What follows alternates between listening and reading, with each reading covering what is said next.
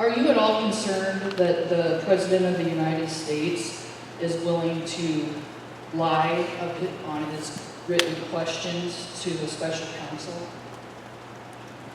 I wouldn't have trouble with anybody lying. And I wanted to go on the election security thing a little bit better.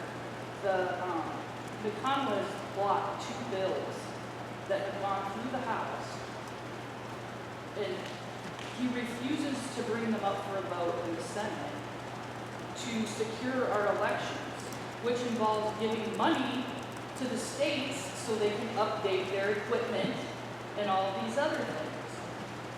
And it really is scary that the president laughs it off. Oh, Russia, are you gonna attack our elections? Ha ha, Putin, that's funny. It's not funny, it's not a joke. I don't appreciate Russia being involved in anything that has to do with our government. And I think the fact that he's sitting back laughing about it and all of the lies that he tells is just disgusting. Okay, I think those bills, the election, now the one that you're talking about would authorize additional funding that would go to the states. That money, we've already authorized money for the states, so there is already existing pools of money out there that the states can draw down from. That money's not been used. It's by the states. The state secretaries of state can apply for those funds, and there are still significant amounts of funds remaining. So what we didn't want to do was just go ahead and allocate additional dollars when the states are saying, we don't need those dollars. So you think the Congress blocking these bills for you? Because the states don't need the money. They haven't requested the money. The House went ahead and allocated dollars. About putting these bills in a trash can. No, I'm just telling you what I know. And I was a county auditor, I was a commissioner of elections, so I'm very in tune to election systems. The states haven't requested the money that we already have.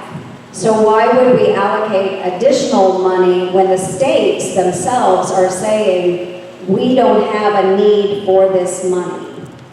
That doesn't make sense. So they're trying to push a narrative by trying to say they need the additional money, but there's still funds remaining.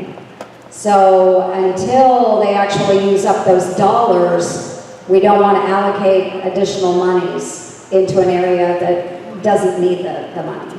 You mean the House or Democrats? It sounds like the House passed that bill. Next question is from Gerald Edgar, and then followed by Kathy Schoell. Senator, thank you again for making yourself accessible to the citizens of the state of Iowa. I want to very quickly again thank you. I just recently attended the State American Legion Convention. Earlier was to the State Disabled American Veterans Convention. I've been a delegate to national. I work with veterans and currently serving through the Guard and Reserve, the SGR. Almost uniformly, the men and women, past and present in armed forces, very much appreciate what you've done for us on the Armed Forces Committee, and of course your service when you were in the Iowa National Guard. Thank you. And also, too, again, our daughter who you met the first year of the Senate when you came to Kabul, she's been called to active duty again, this time the Pacific Fleet out of San Diego. I'm glad you were in the Senate. My question is, and this is one I asked last year, and at the time I felt somewhat badly to ask it because to me the most compelling issues in our country are national security and this huge $20 trillion deficit and the unsecured borders. But that is, I brought up, and you answered it very well, and you since then brought up bipartisan legislation to do something to control these robocalls and these scams because a disproportionate number of Iowans are older, they've been taken advantage of. And as you may be aware, a few weeks ago, a hospital in Baltimore basically had to shut down with so many illicit calls coming in, and that was harming intensive care. Where does that legislation stand? And I might also note, I see you among the top tier of senators who's doing bipartisan things, and this certainly is a bipartisan issue. Yeah, thank you. Thank you very much. Yes, so we have introduced the bill. I don't believe it is out of committee yet, so we will continue pushing on that, but it is a bipartisan bill. And what he was referring to are those illicit robocalls that scammers will use. They'll show up on your phone, they'll call your phone using somebody else's number. We're trying to crack down on that. The law doesn't currently allow that. Making phone calls is not illegal, but if you're doing it as part of a scam, it should be. And so what we're doing is upping the fine and the way to go after those that are using robocalls and doing it illegally. So yes, so we'll keep working on that bill, but it is a bipartisan bill. Absolutely, absolutely. And they can get around that by using other people's phone numbers to call in instead of their own. Yeah. Mm-hmm. Next question is from Kathy Chanel, followed by Robert Watts.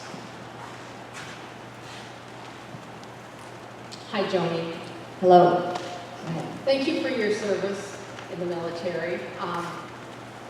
I think that service in the military comes from a lot of different backgrounds and a lot of different political philosophies.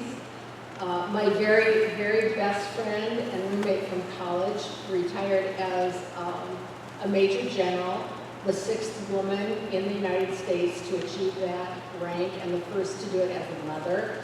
And I would just like to hear some conversations between you and her, because I'm not so sure that, while I appreciate your service, it was service, and thank you very much. But anyway, I would like to say that some of the questions that have come up here have been questions that I've had, and your answer to them, as far as misinformation, I believe there's misinformation that comes to us from you as well.